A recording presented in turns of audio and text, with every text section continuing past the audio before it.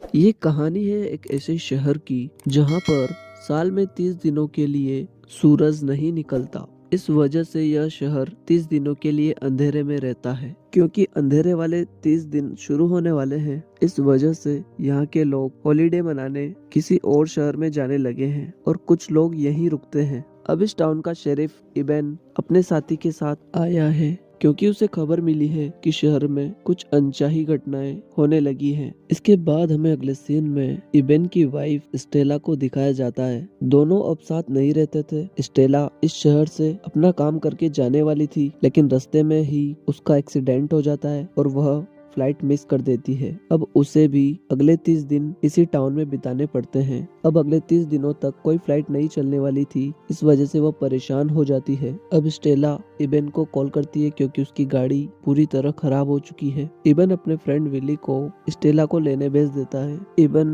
खुद इसलिए नहीं जाता है क्योंकि वह स्टेला से किसी बात से नाराज था। अब इबन एक कपल के पास जाता है जिनके कुत्तों को बेरहमी से किसी ने मार दिया था। इसके बाद अगले सीन में हमें एक इलेक्ट्रिसिटी सर्विसमैन को दिखाया जाता है जो अपने पावर हाउस पर था। अचानक उसके पावर हाउस की लाइट चली जाती है। वह देखने के लिए उठता है तो उसे कुछ आवाजें आने लगती है। वो बाहर जाता है। बाहर अंधेरे में उसे बहुत सारे लोग दिखाई देते हैं जो उसके चारों ओर घूमने लगते हैं। वह समझ ही पाता कि ये ज़ॉम्बीज हैं। इतने में वो ज़ॉम्बीज उसे मार देते हैं। इसके बाद एक अजीब सा आदमी बार में उस बार के ओनर के साथ बदतमीजी करने लग जाता है। वो उससे शराब के लिए कहता है, लेकिन वो ओनर उससे कह देती है कि इन दिनों शराब बेचना गैर कानूनी है। इतने में वो अजीब आदमी उसका हाथ पकड़ लेता है। यहाँ पर इबन आ जाता है और उसे गिरफ्तार कर लेता है। उधर एक फैक्ट्री से 3 वर्कर अपना काम करके लौट रहे थे। वो बातें करते करते जैसे रुकते हैं, अचानक उनमें से एक वर्कर को कोई खींच ले जाता है और उसे मार देता है। एक वर्कर वहाँ से जान बचाकर भाग जाता है। इबन उस अजनबी से पूछताछ करता है, लेकिन वो अजनबी कुछ भी नहीं बताता। वो सिर्फ एक ही बात कहता रहता है कि तुम सब मरने वाले हो। वो बार बार उन सबको डराता रहता है। यहाँ पर स्टेला भी उनके साथ होती है। इसी दौरान पूरे शहर की लाइट चली जाती है। इबन पावर हाउस जाता है ताकि वह चेक कर सके कि लाइट कैसे चली गई, लेकिन वह वहाँ जाते ही देखता है कि किसी ने इलेक्ट्रिसिटी मैन को बुरी तरह से मार दिया है। इबन घबरा जाता है। वो पूरे शहर में मैसेज देता हुआ निकलता है कि सब अपने दरवाजे खिड़कियां बंद करके घर में रहें। इधर वो अजनबी आदमी इबन के छोटे भाई को बातों में उलझाकर अपने पास बुला लेता है और उसे पकड़ लेता है। इतने में इबन वहाँ आ जाता है और उस अजनबी के हाथ पर फायर कर देता है। इबन उससे पूछता है कि लोगों को कौन मार रहा है, क्या तुम उनको जानते हो? वो कुछ नहीं बताता है। वो सिर्फ यही बोलता है कि तुम सब मरने वाले हो। अब स्टेला और इबन ढूंढने निकल जाते हैं कि ये लोग कौन हैं जो सबको मार रहे हैं। वो गाड़ी से जा ही रहे थे कि अचानक एक ज़ॉम्बी आकर उनकी कार के ऊपर चढ़ जाता है और उन पर हमला करने लग जाता है। वो जैसे तैसे इससे बचते हैं। फिर इबन को उसकी दादी का कॉल आता है जिसमें उसकी दादी चीख चिल्ला रही थी। वो दोनों फिर से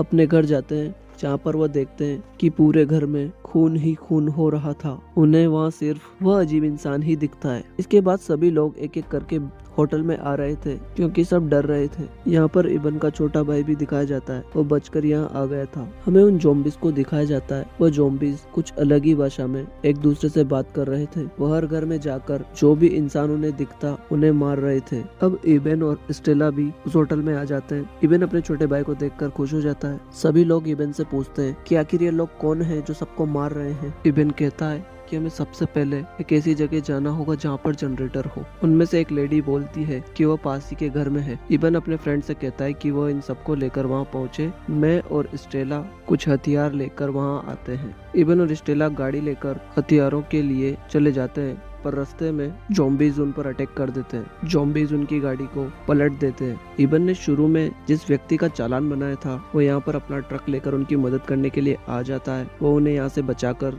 ले जाता है। इसके बाद वो तीनों भी उस सेफ जगह पहुंच जाते हैं। इसके बाद वो ज़ॉम्बीज उस अजनबी के पास जाते हैं और उसे भी मार देते हैं। इसके बाद एक लड़की जो अकेली रह गई थी वह रोते हुए मदद के लिए पुकारती रहती है।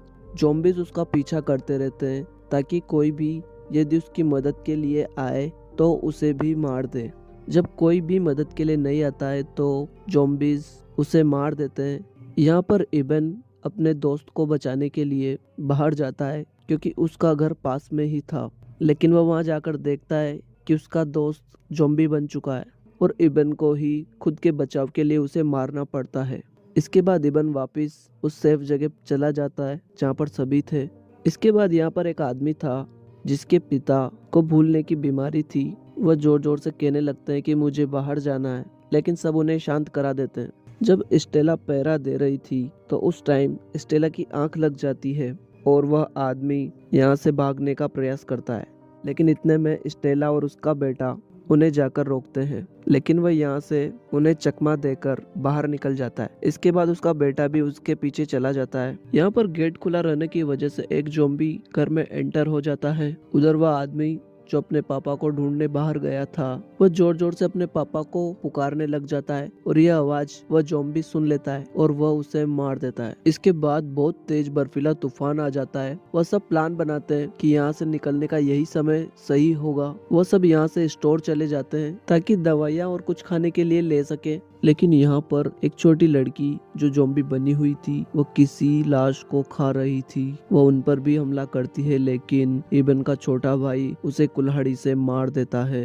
इसके बाद वह यहाँ से जाने का प्लान बनाते हैं, लेकिन अब तूफान थम चुका था। इस वजह से उनमें से एक आदमी कहता है कि यदि इनका कोई ध्यान भटकाए तो हम पुलिस स्टेशन जा सकते हैं। इबन यहाँ पर कहता है कि जब इनसे थोड़ी सी रोशनी भी सहन नहीं हो पाती है, अल्ट्रावाइट रोशनी को कैसे सहन करेंगे। इबन सबसे कह देता है कि तुम सब पुलिस स्टेशन जाओ और मैं इन सब का ध्यान भटकाता हुआ इन्हें पावर हाउस ले जाता हूँ। इबन ऐसा ही करता है। वह चिल्लाते हुए पावर हाउस जाता है, जहाँ पर अल्ट्रावाइट रोशनी की वजह से वह उनमें से एक ज़ॉम्बी को जला देता है, लेकिन वो ज़ॉम्बीज इस अल्ट्रावायलेट रोशनी का कनेक्शन काट देते हैं। इसके बाद इबन फोन पर स्टेला को बताता है कि वह खतरे में पड़ चुका है। यह सुनकर फिर से वह ट्रक ड्राइवर इबन की मदद के लिए आ जाता है। वह कुछ ज़ॉम्बीज को मारता हुआ आगे बढ़ता जाता है, लेकिन सारे ज़ॉम्बीज उसे सब तरफ से घेर लेते हैं और वह भी मारा जाता है। इसके बाद इबन और बाकी सब जैसे तैसे पुलिस स्टेशन पहुंच जाते हैं। पुलिस स्टेशन की खिड़की से उन्हें कोई लाइट से इशारा करता हुआ दिखाई देता है। अब इबन और स्टेला वहां जाते हैं क्योंकि वहां कोई हो सकता था। वहां जाने पर वह देखते हैं एक आदमी जिसने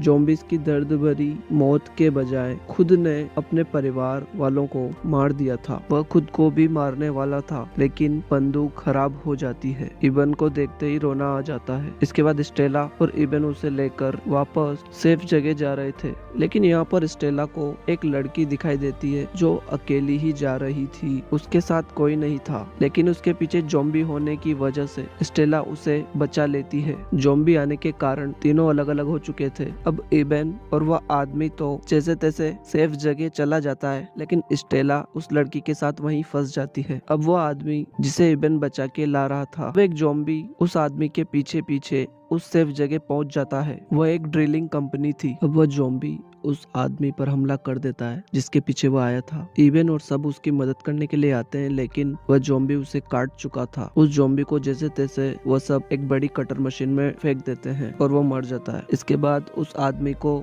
इबन मार देता है क्योंकि वह भी ज़ॉम्बी बनने वाला था। अब इबन वॉकी टॉकी की मदद से स्टेला से बात करता है। वो पूछता है कि तुम कहाँ हो। स्टेला कहती है कि मैं एक गाड़ी के नीचे हूँ और उस गाड़ी के आसपास ज़ॉम्बीज घूम रहे हैं। इबन उससे कहता है कि मैं तुम्हें बचाने आ रहा हूँ। इबन उस ज़ॉम्बी बनने वाले आदमी का डीएनए खुद के अंदर डाल लेता है और फिर उन ज़ॉम्बीज के बीच में चला जाता है और उनसे फाइट करने लगता है। स्टेला को बचाने के लिए उसने खुद को ज़ॉम्बी बना लिया था। जैसे ही उस डीएनए का असर होने लगता है, वह एक ही बार में उन ज़ॉम्बीज के लीडर को मार देता है। बाकी ज़ॉम्बीज सुबह होने के कारण वहाँ से भाग जाते हैं। अब इबन और स्टेला सूरज की पहली किरण देखने के लिए एक जगह बैठ जाते हैं, जैसा कि इबन ने स्टेला से वादा किया था कि वह सूरज की पहली किरण साथ में देखेंगे। लेकिन जैसे ही वह किरण इबन के चेहरे पर गिरने लगती है, वह धीरे धीरे राख बनने लग जाता है। स्टेला उसकी आंखों के सामने ही इबन को राख बनते हुए देखती है। ये इस मूवी का सबसे इमोशनल सीन होता है और इसके साथ ही मूवी खत्म हो जाती है। दोस्तों, और भी मूवीज की एक्सप्लेनेशन के लिए चैनल को सब्सक्राइब कीजिए। Thanks for watching.